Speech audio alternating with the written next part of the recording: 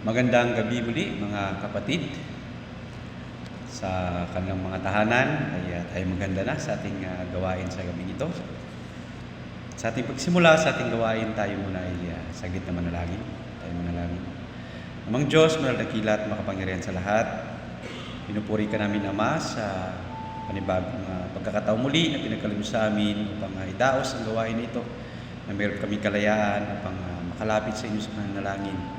Maraming salamat, Panginoon, sa buong maghapon na pag-iingat, paggabay sa kalakasan na meron po kami. Higing sa mga pagpapala na patuloy niyong pinagkakaloob. Ama, sa gabing ito ay tinataas namin sa inyo ang gawain nito. Kayo pong patuloy na mabigyan ng kapurihan, ang inyong dakilang pangalan na namin maitaas sa aming kalagitnaan. Natin kaming dalangin, kapasalamat sa pangalan ni Jesus. Amen. Sa ating pagpapatuloy, tayo ay umawit. Tunay nga na napakabuti at napakamahabagin ng ating Panginoon. Nawitin po natin, surely goodness and mercy.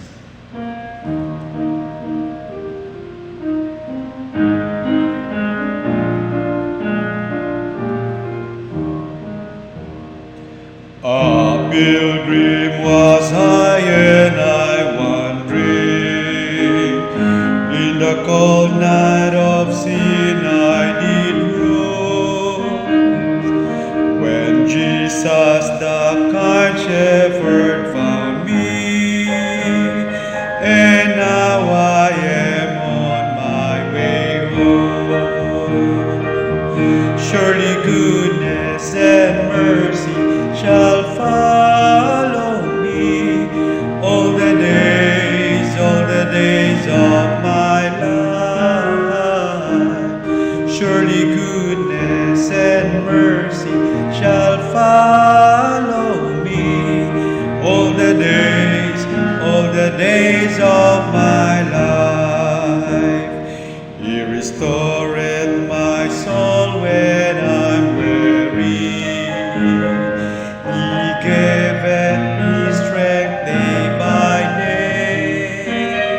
He leads me beside the still waters. He guards me each step of the way. Surely goodness and mercy shall follow me all the days of my life. Surely goodness and mercy shall follow me all the days of my life. When I walk through the lonesome valley, my Savior will walk with me there, and safely His great hand will lead me to the mansions He's gone to prepare. Surely goodness and mercy shall follow me all the days of my life. Surely goodness and mercy shall follow me all the days of my life.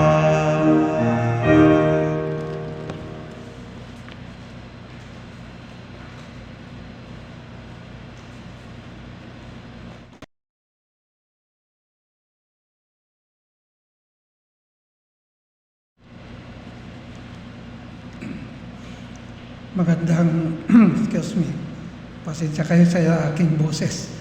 Ngayon na mainit ay uminom-inom ako kasi ng malamig, kaya pagkatapos ay talagang medyo namamalat na. Kailangan ng sakripisyo. Ngunit magandang gabi po sa inyong lahat at salamat sa Panginoon sa kalakasan, kalusugan pa rin, bagamat napakainit. Salamat na mayroong ding mga ulan na at medyo lumalamig ang panahon. At salamat sa Panginoon na tayo makapagpatuloy sa ating prayer time, prayer meeting.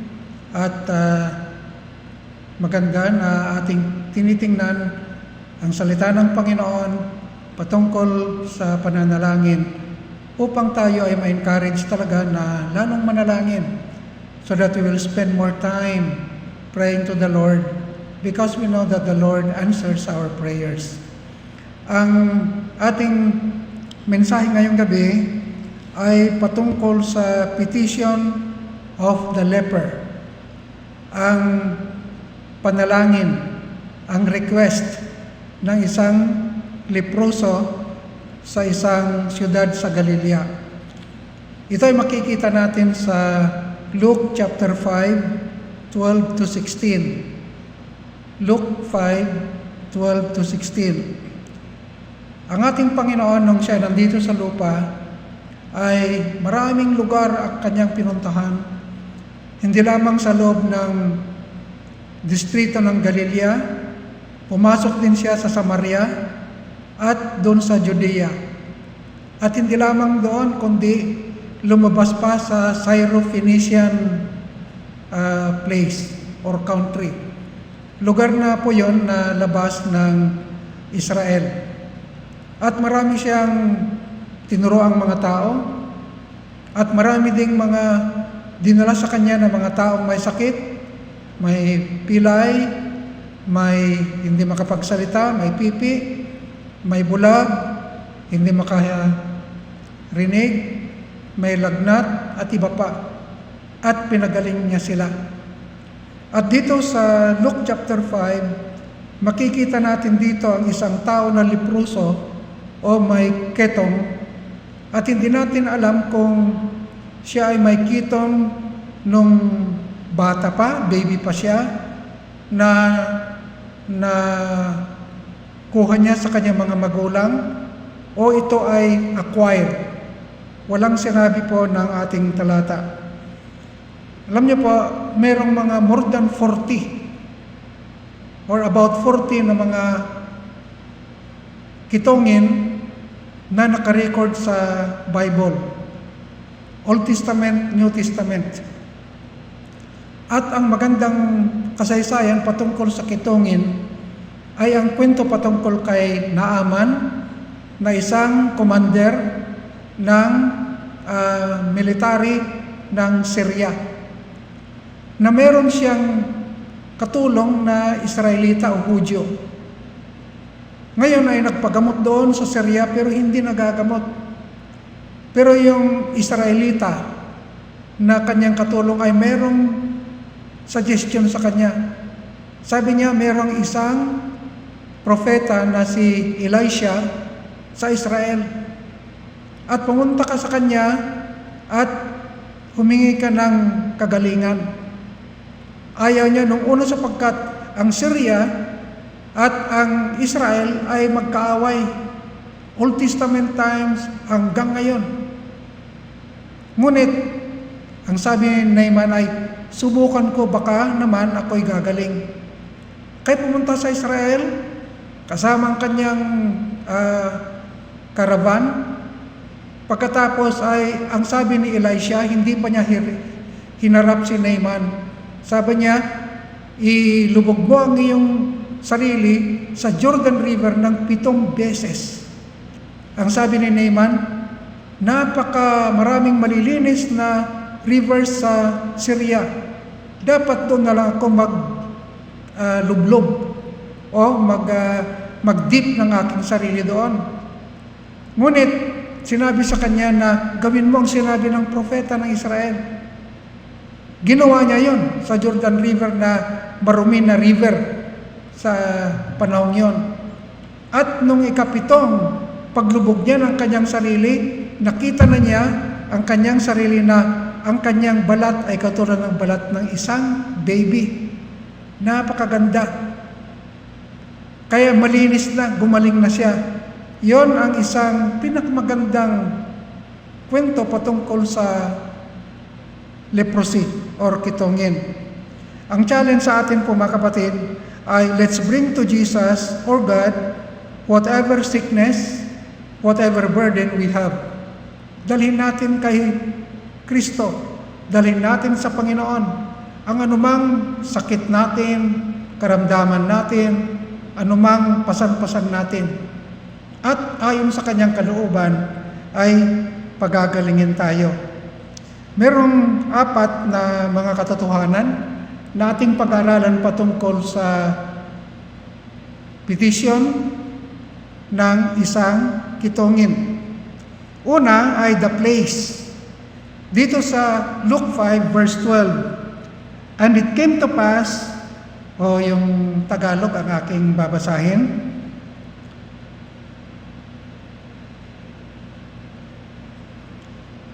At nangyari nang siya'y nasa isang lungsod, ay may sumulpot na isang lalaki na puno ng ketong na pagkakita kay Jesus ay nagpatirapa. Nagmamakaawa sa kanya at sinabi, Panginoon, kung gugustuhin mo, magagawa niyong pong tanggalin ang sakit ko sa balat. Kaya the place. Ang lugar ay hindi natin matiyak. Isang siyudad sa Galilea. At doon pumunta ang ating Panginoon, hindi upang magpagaling, kundi upang mangaral ng kalooban ng Panginoon, ang katubusan ng kasalanan ng tao. Ngunit, kasama na rin sa ang pagpapagaling sa mga taong nangangailangan. Ang ating Panginoon ay pumunta sa iba't ibang dako na mangaral, magturo at magpagaling. Kaya maraming mga taong pinagaling.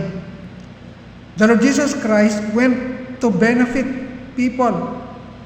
He went around to benefit people not only spiritually but physically. Yun ay napakagandang aral na makuha natin sa ating Panginoon na tayo ay tutulong magkaloob ng benepisyo sa mga taong nangangailangan. Ang katulad ng ginawa ng ating Panginoon noon. Pangalawa ay condition of the man.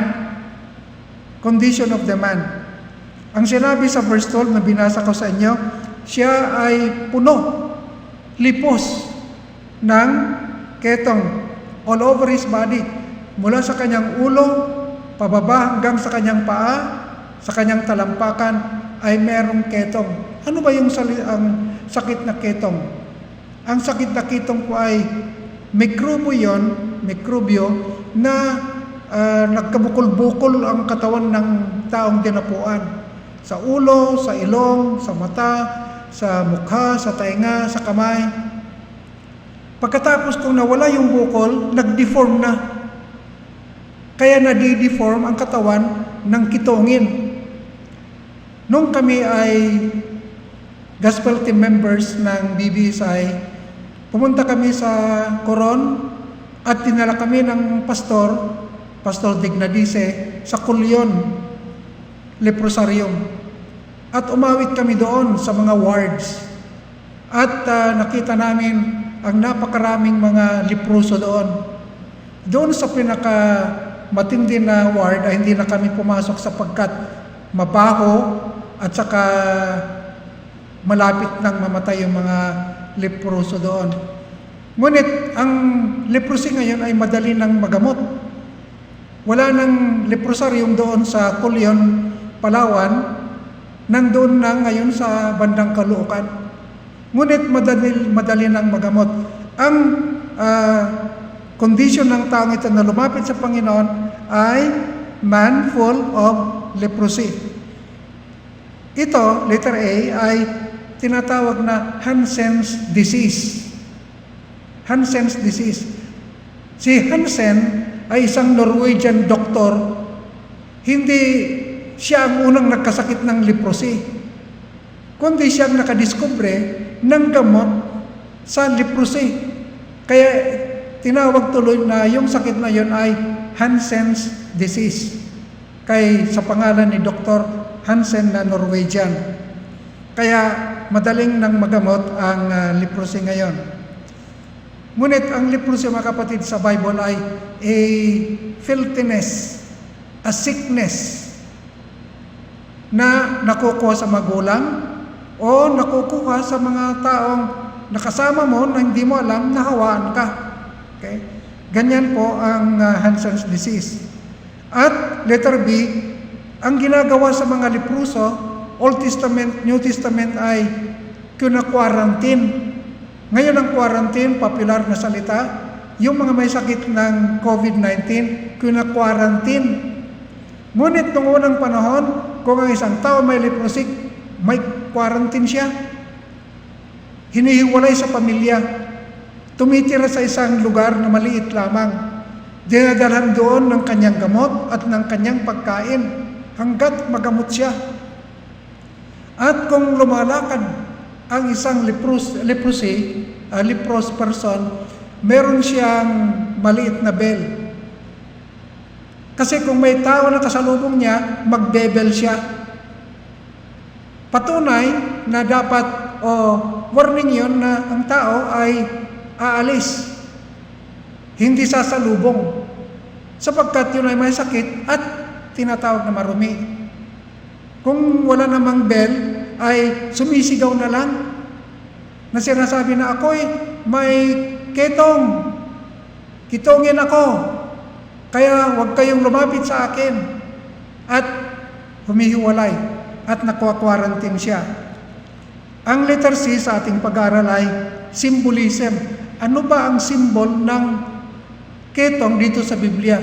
Bakit nai-record ang maraming mga kitongin sa Biblia? Ano ba ang simbolo nito? Ang simbolo nito, mga kapatid, ay kasalanan na naghiwalay sa Diyos at tao. Ang Diyos ay malinis, banal. Ang tao ay makasalanan, kaya marumi, may sakit. Kaya tayo ay hiwalay sa ating Panginoon. Ngunit salamat sa Panginoon, sapagkat ang ating spiritual na leprosy, tayong lahat ay mayroong spiritual na leprosy. Ibig kong sabihin, kasalanan, hiwalay tayo sa Panginoon. But praise be to the Lord. The Lord Jesus Christ came, who died for our sins. At sa pananampalataya natin sa Kanya, tayo ay ginamot na, tayo ay malinis na mula sa ating mga kasalanan. Ngunit ang isang question dito ay, bakit kaya, kung inyong babasahin ng Biblia, sa Palestina, maraming sakit doon at maraming ginamot ang Panginoon, pero marami pang may sakit. Bakit sa Palestina o doon sa Israel noon at hanggang ngayon din, maraming demon possessed, lalo noong panahon ng ating Panginoon, ang daming demon possessed. Bakit kaya? Well, ang sagot niyan ay sapagkat si Satanas galit na galit sa bayan ng Diyos at gusto niyang sirain. Kaya nasa kanyang influensya ang mga sakit. Nababasa natin, di ba? Ang demon possessed, gawa ng kaawayan, ay may sakit. At yung sakit niya dahil sa demon possession. Kasi gusto ng kaaway sirain ang bayan ng Israel sa pamamagitan ng mga sakit at sa pamamagitan ng demon possession. Ngunit salamat sa Panginoon, siyang nagbigay sa atin at sa kanila din ng tunay na kalayaan. Pangatlo, sa ating pag-aaral, yung kanyang request. Ito yung sinabi ko na panalangin niya. Nung sumulpot at dumating sa ating Panginoon, hindi ko alam kung paano niya nakilala ang Panginoon. Marahil sinabi sa kanya o narinig na niya ang mga kababalaghang ginagawa ng Panginoon, ang kanyang pangangaral, ang kanyang pagpapagaling ng mga taong may sakit. Nung dumating siya sa Galilea, sa isang syudad, ay kinuha niya yung kanyang opportunity upang lumapit sa ating Panginoon. At ito ang kanyang request sa verse 12. Ang sabi dito ay, Panginoon, kung gugustuhin niyo po, magagawa niyo pong tanggalin ang sakit ko sa balat. Kaya ito yung kanyang petition. Ito yung kanyang request. Ano yung statement? Letter A. Ang statement ay, Lord, if you will, you can make me clean. Or you can heal me. Yun ang kanyang statement. Tinawag niyang Panginoon na Panginoon. Patunay na siya ay magsasubmit. Tutuparin niya anuman ang kalooban ng Panginoon sapagkat sinabi niya, Panginoon. At ano pa yung statement niya? If you will, you can make me clean. Nakakarinig na ba kayo ng iba na nagsasabi na kung tayo daw manalangin sa Panginoon, huwag nating sabihin na, Lord, if. Alisin daw natin yung if. Kung. Kasi, sabi nila, yun ay pagdududa.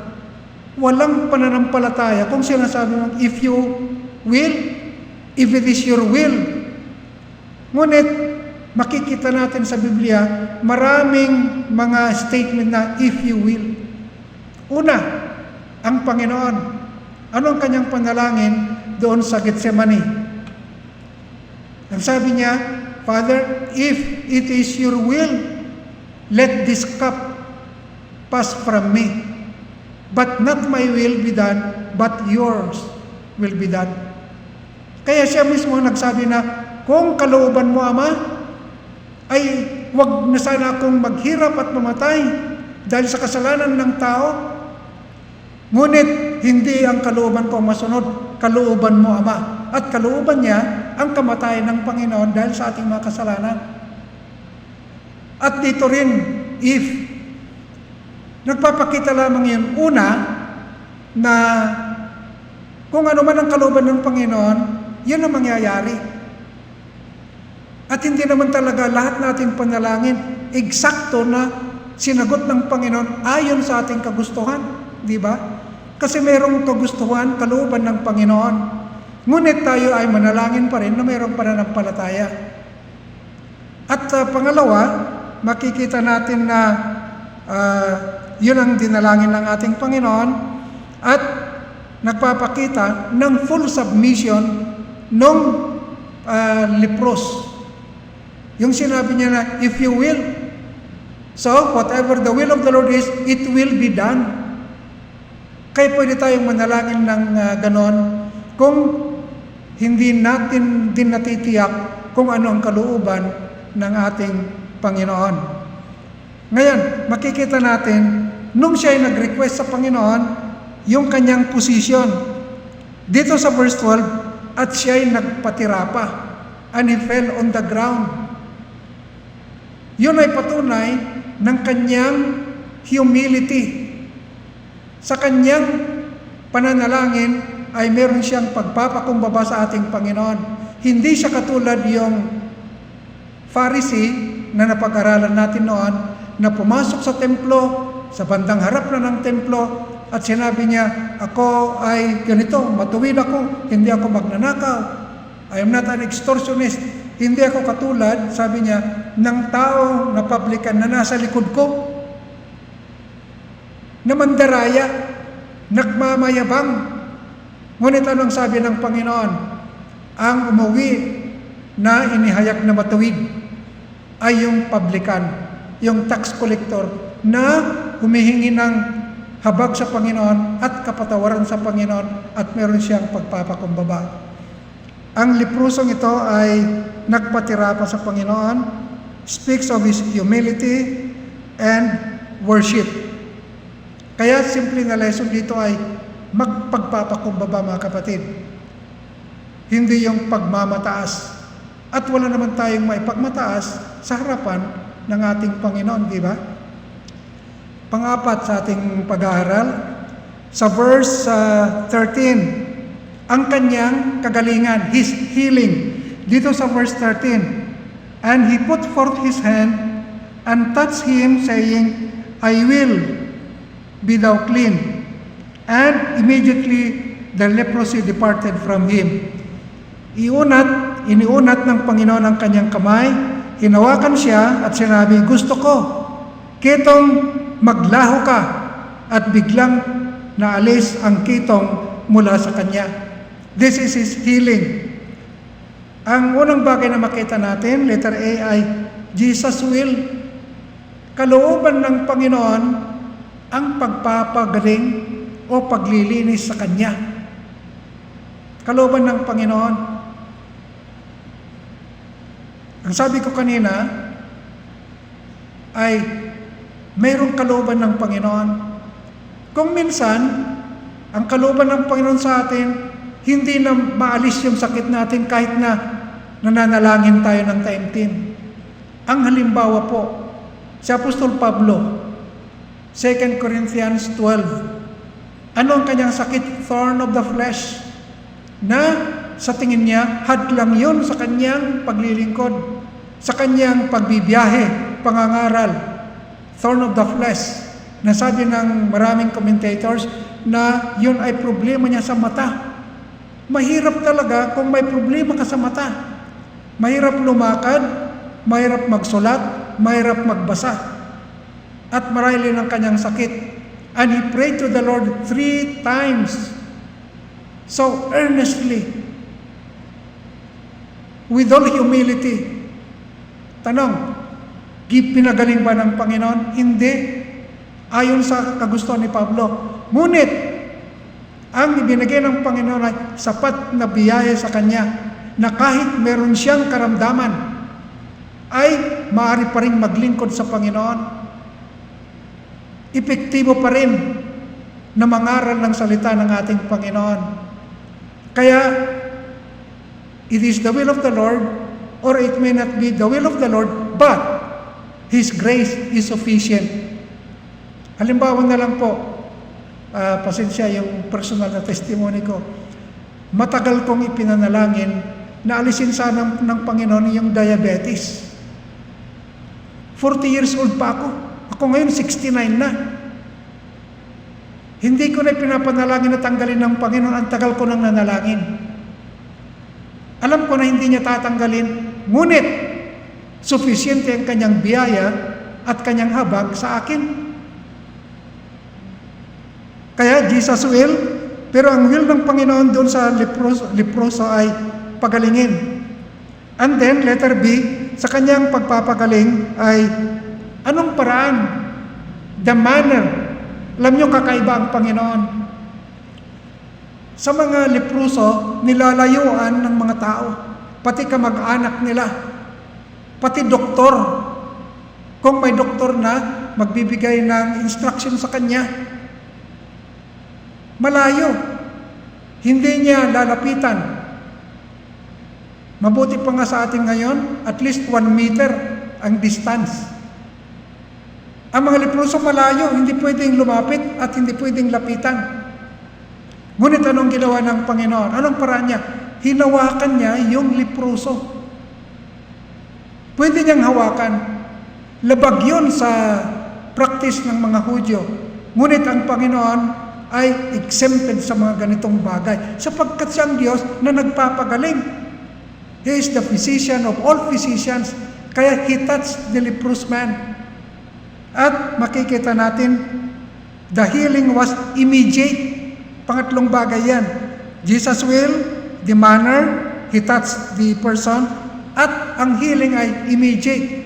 Kasi ang sabi dito sa verse 13 ay at biglang naalis at ang kitong mula sa kanya. So the healing was immediate.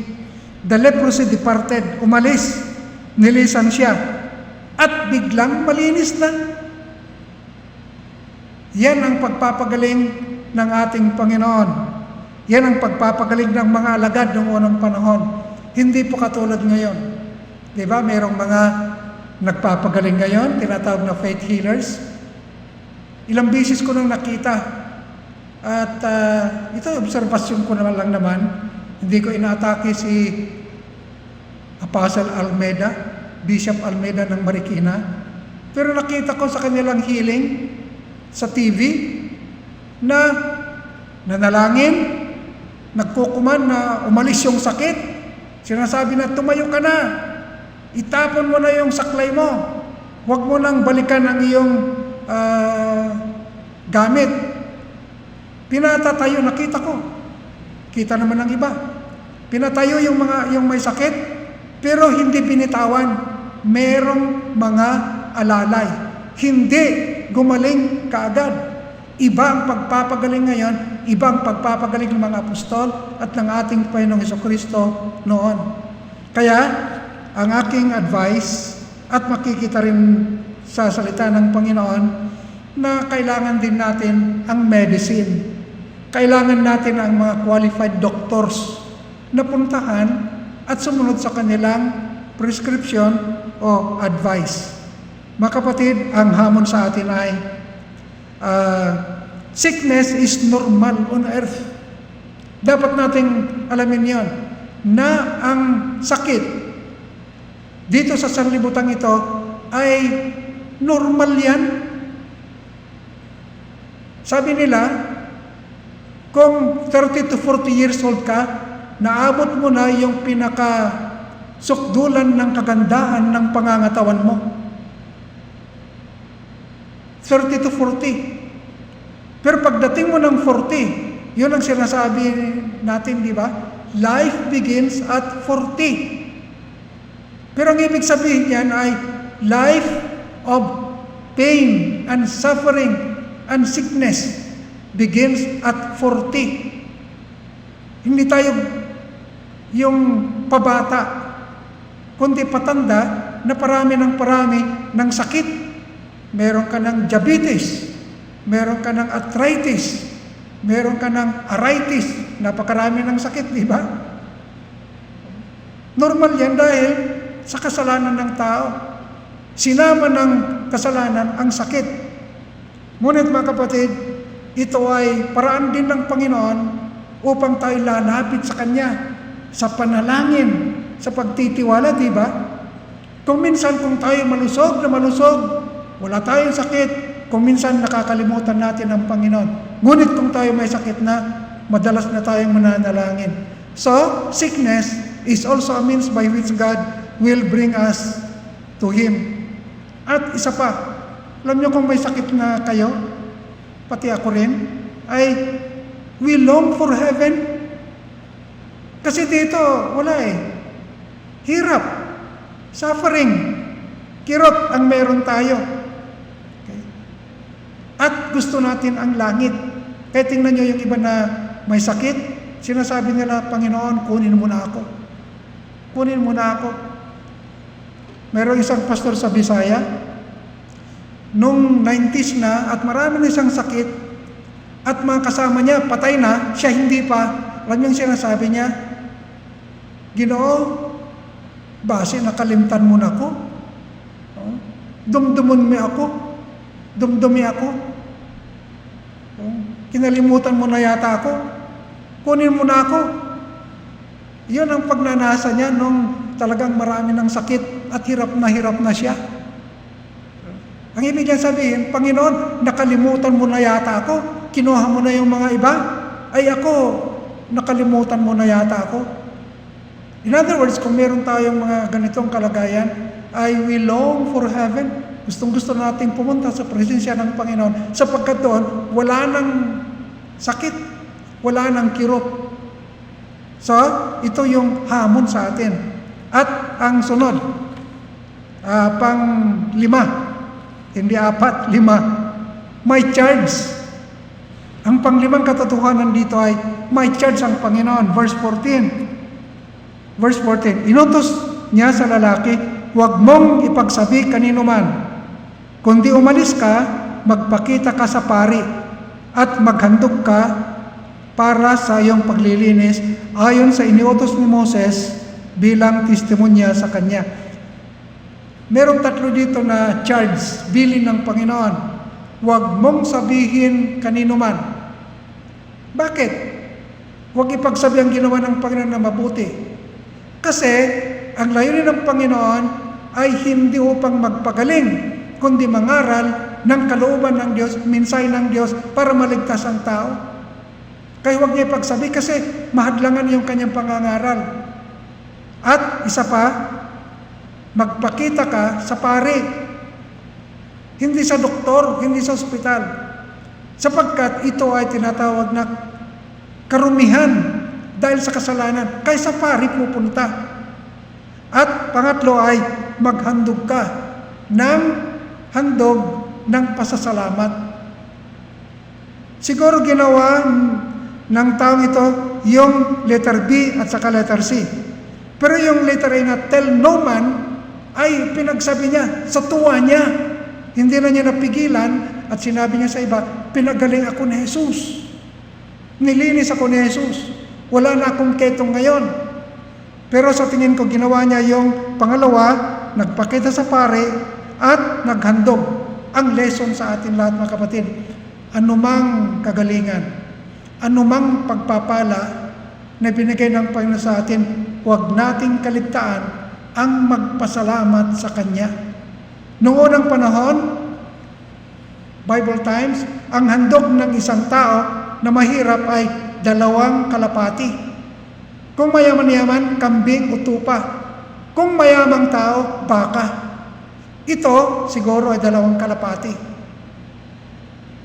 Wala namang, yon, katanggap-tanggap lahat sa Panginoon yon.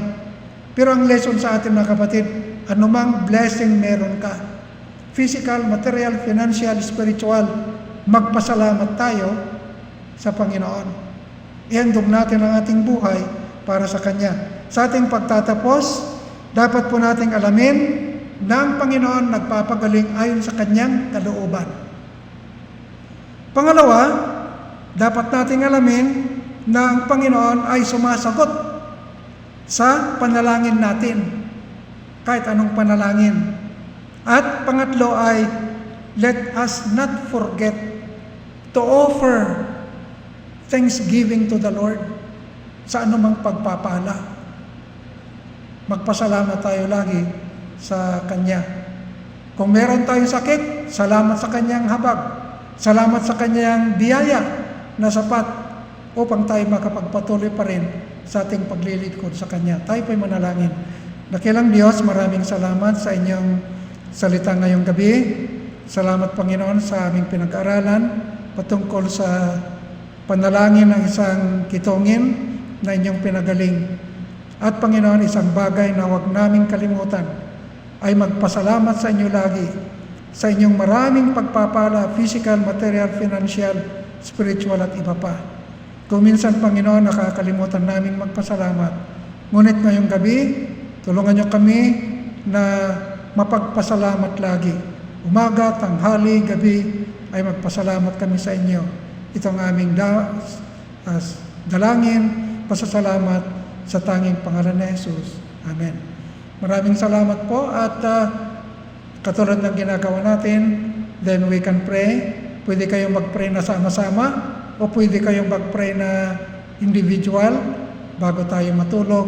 Pasalamatan natin ang Panginoon sa maraming paggabay, pagpapala, proteksyon, Kanyang presensya sa ating lahat. Maraming salamat po.